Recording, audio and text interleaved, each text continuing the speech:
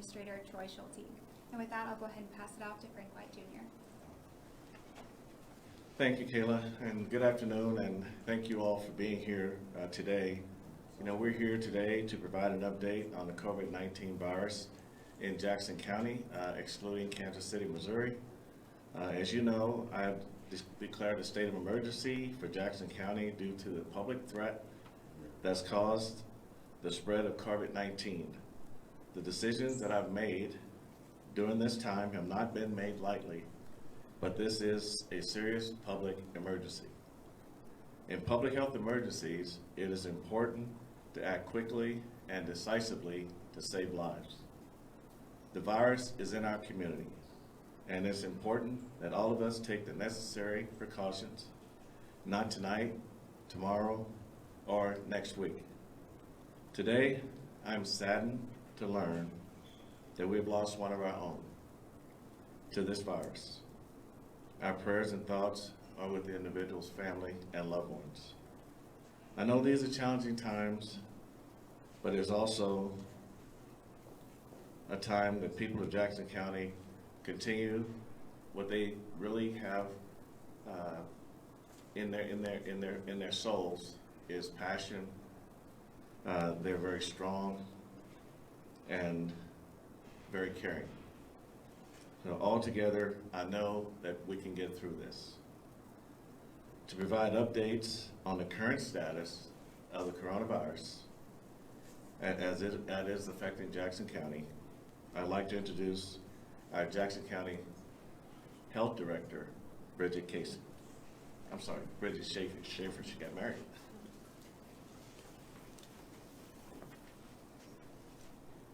Thank you for coming today. It is with great sadness that we announce the first death of a previously identified COVID-19 patient in eastern Jackson County. The individual was female in her 80s who had not recently traveled. Our deepest condolences go out to the family of this individual, and we ask that you please respect the privacy of the family during this time, and we will not be answering any questions regarding the details of this particular case. To date, we have received a total of 5 case reports of COVID-19 in eastern Jackson County, although these numbers are changing rapidly. The Jackson County Health Department continues to work diligently to prevent further spread of the virus. We have reason to believe that COVID-19 is now being spread by community transmission.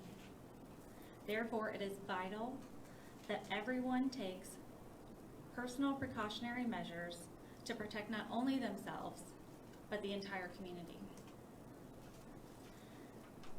Follow the executive order, practice social distancing, cover your cough or sneeze, wash your hands often, and avoid touching your face. We encourage everyone to take this risk seriously as we all play a part in the health and wellness of our community.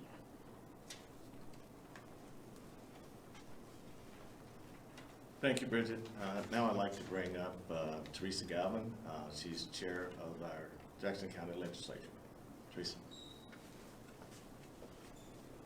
Thank you. Good afternoon, everyone. We on the legislature are keeping this family and all the families that are affected by the virus in our thoughts and in our prayers, and we ask you to do the same.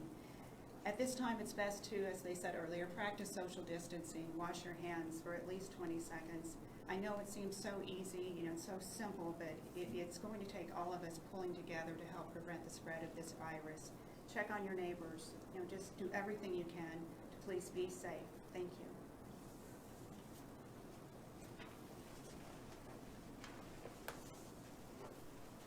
And now our County Administrator, Troy Schulte.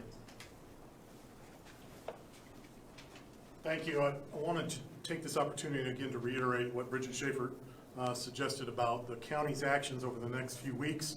A reminder that there will be no group events of 10 or more people through May 15th in Jackson County, Missouri. There are no exceptions to this mandate.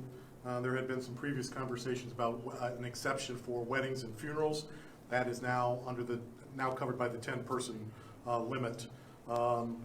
The group events restriction does not apply to day-to-day operations of healthcare, long-term care facilities, grocery stores, pharmacies, gas stations, or businesses with limited to no in-person contact with the public. A reminder that bars, restaurants, taverns, clubs, and movie theaters are closed to in-person dining through at least March 31st in Jackson County, Missouri. I want to take this opportunity to thank the businesses in Jackson County, Missouri. The reports I have received from our staff is that they have had very good compliance, initial compliance, and even with an initial reminder, they have been quickly brought into compliance. So that is a credit to the businesses in Jackson County, Missouri, who are heeding these warnings and are taking the necessary precautions. Businesses can still use the delivery, drive-through, or pickup service. And if customers come inside for a business to pick up food, there cannot be 10 or more persons inside. That includes staff. We're again encouraging all residents to maintain social distancing, which means they stand 6 feet apart from each other. And we are encouraging businesses to do curbside pickup. A reminder that all schools are closed in Eastern Jackson County through Friday, April 3rd. We would think that prohibition will continue past that date. Stay tuned for further details from that.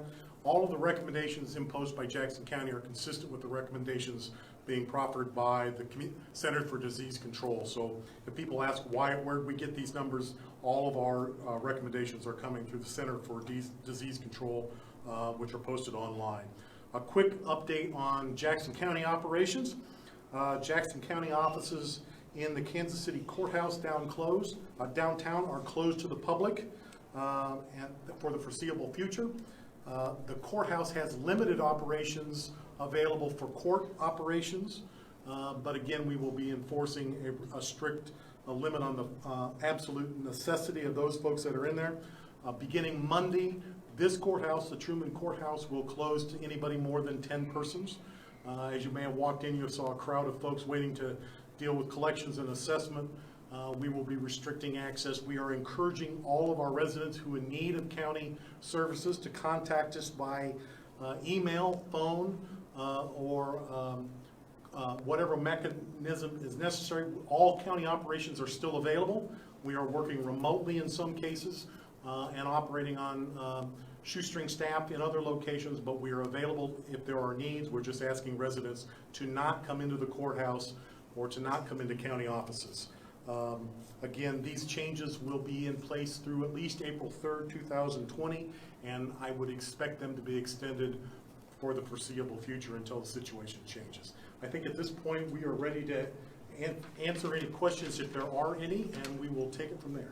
County Executive. During this time, we are taking questions by text to limit the amount of people in the room and practice our social distancing.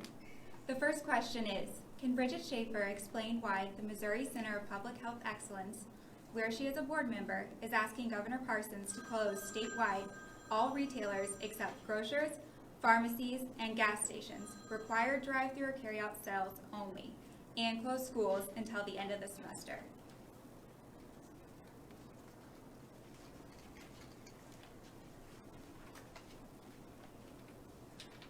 The Missouri Center for Public Health Excellence has requested that from the governor. My understanding is that is so that all of Missouri is following under the same guidance and executive order.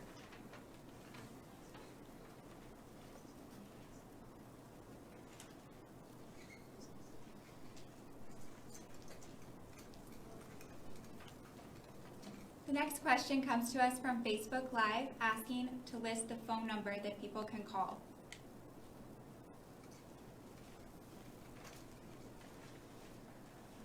The Missouri Department of Health and Senior Services has a COVID-19 hotline for anyone in Missouri. The number to call is 1-877-453-8411. All right, next question. A group of public health officials, including Jackson County's director, wrote Governor Parson. They're asking him to order, not recommend, restrictions, like the 10-person limit, and residents staying at home unless going to medical care, medical supplies, medical testing, going to grocery store, or going to work. Does county support ordering restrictions statewide, not just recommending them?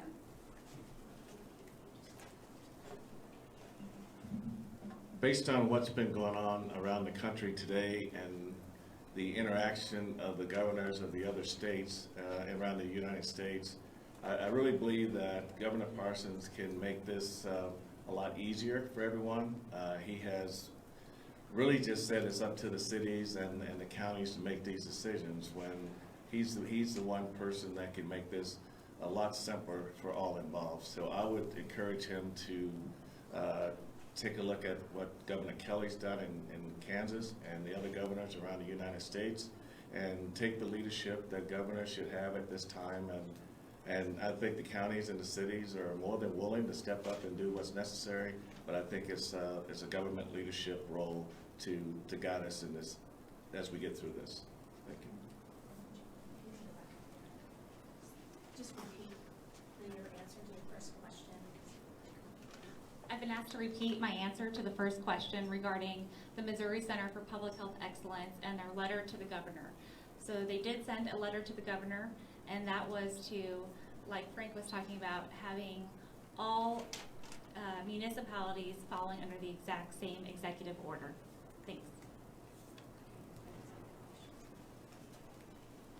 The next question will be about advice for hair salons and also fast food.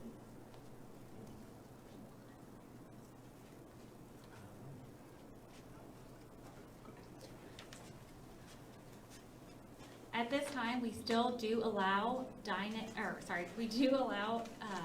drive-through and carry-out services for our restaurants, bars, and taverns. We,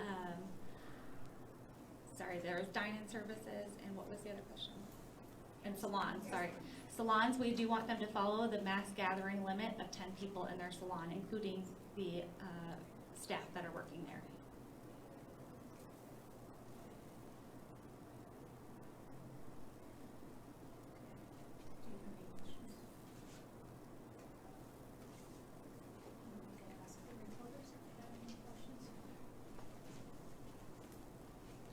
We'll be taking just a few more questions. Patience, please. Frank, can you reiterate the website, our website, jacksongov.org, for people to find out about specific county functions that are remaining open? Yes, I would like to just tell everyone that they can still go to jacksongov.org to follow it. I imagine you can still follow us on Twitter and Facebook to keep up to date on what's going on in Jackson County. Also, I want to take a moment to thank Bridget and the Jackson County Health Department for the yeoman's job that they're doing. Very limited staff, limited kits, but they're working diligently every day, all day. And at the same time, we're responding to mayors of the different municipalities and trying to keep them up to date. And so it's been a very hectic time for everyone, but it's going to take us to continue to work together collectively between the administration, the health department, our Jackson County legislature to get through this. But I do believe we will get through this, and I think we'll emerge stronger than ever from this. But it will take the cooperation and the collaboration of quite a few people to get this done. So Bridget, thank you guys so much for the hard work you guys are doing.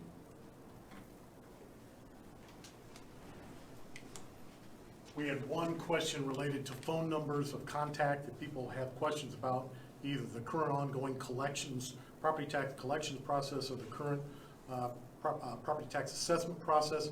All of those phone numbers are on the front page of jacksongov.org. So we would encourage all of our residents to make contact either online or via phone. All the numbers you need, all the contact information is right there on that front page. A lot of questions about daycares being closed. Yes or no? At this time, we encourage daycares to remain open.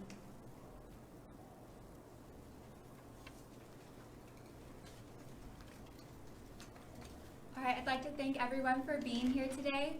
We're going to go ahead and finish off this press conference. One thing to note is if you're looking for additional information, please follow us online. Our website is jacohd.org. You can also follow us on Twitter, Facebook, and Instagram for other updates. Thank you.